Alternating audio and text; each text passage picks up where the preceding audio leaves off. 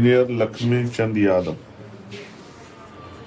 राष्ट्रीय अध्यक्ष भारतीय जन सेवा मिशन, उन्होंने एक लेख लिखा है।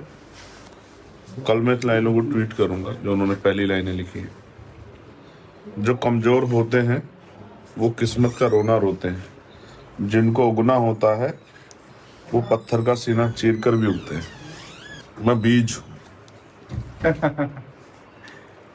तो मुझे रोकने के लिए बहुत सारे प्रयास किए जा सकते हैं, लेकिन मुझे उगने से रोका नहीं जा सकता।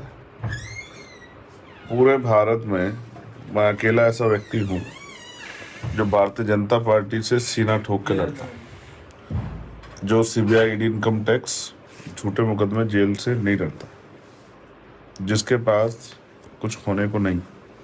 संघर्ष में मेरे साथ बहुत सारे साथी, हमें अपने संघर्ष पे भरोसा है। मैं इसको राजनीति समझता हूँ, धोखा वोखा नहीं समझता। हर आदमी अपनी पार्टी के हितों को ध्यान में रखकर राजनीति करता है।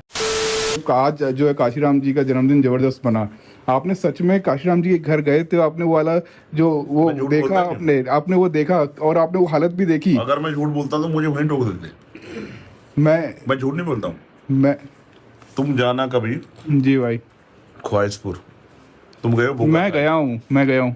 तुम मूंगा साहिब गए हो? नहीं, मैं उनके घर ही गया हूँ, उसी बिल्डिंग में गया हूँ। और जब ऊपर हाथी बना हुआ है, हाँ, और मैं उनके चाय पी मैंने उनके घर पे। उनके घर, हाँ देखी मैंने, दरवाजे देखे? बिल्कुल देखे, बहुत बुरे हालत थे। तो दलवारा जी हमारे साथ हैं।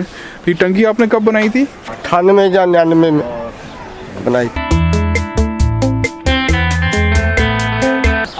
मैंने वो घर, तीड़ आया हुआ घर देखा मैंने, ठीक है। मैंने उसमें उसके दरवाजे, टूटे हुए दरवाजे देखे। मैंने वो घर के कुछ हिस्सा टूटा हुआ देखा। वो हमारे रहबर माननीय काशीराम साहब घर है। जिस दिन मैंने देखा था ना, तो मैं अपने आप को भावुक होने से नहीं रोक पाया था। उधर बारिश पड़ रही थी, उधर मैं अपने आप की भावुकता नहीं रोक पा रहा था कि जिस रहबर ने बहुजन समाज को इतने MP MLA दिए, मुख्यमंत्री बनाए, वो माननीय काशीराम साहब अपने संकल्प के प्रति इतने समर्पित थे कि अपने परिवार के लिए घर की व्यवस्था नहीं कर पाए। जहाँ मूंगा साहिब हम लोग जाते हैं, वो उनका ननिहाल है, हाँ, जहाँ साहब पैदा हुए, ठीक है। वो भी उनके जाने के बाद बना वो जगह पे। लेकिन असल जहाँ मान्यवर काशीराम साहब रहे, मैंने तो कमरा भी देखा जहाँ साहब पढ़ते थे बैठ के। हाँ, हवा महल बोलते थे जिसको। हाँ। वो मैं भी गया था उसमें, और उनने उस समय की ट्रे भी दिखाई थी मेरे को। और मैं इनके घर ही गया था और इनने मुझे चाय पिलाई थी। 4 कप आए थे, चारों अलग थे। क्या बोला उन्होंने आज कि मुझे लखनऊ से जो पूर्व मंत्री और सब लोग रहे, उन्होंने बुलाया, तो मैंने उनसे कहा जब हम संघर्ष कर रहे थे तब तुम तो जो है रसमलाई खा रहे थे, तब तो तुम मंत्री बने हुए थे। अब तुम्हें निकाल दिया तो तुम अब बकवास कर रहे हो। तो मैं तो चंद्रशेखर आजाद के प्रोग्राम में जाऊंगा। क्यों बोला ये बात? क्या वो बेवकूफ है? इन्हें भी एजेंट कहते हैं, बसपा के लोग इनको भी एजेंट कहते हैं किसी पार्टी के। बाबा साहब जी को जब स्टडी करते हैं तो हमें पता उनके बच्चे इलाज ना मिलने के कारण उनकी मृत्यु हो गई जी।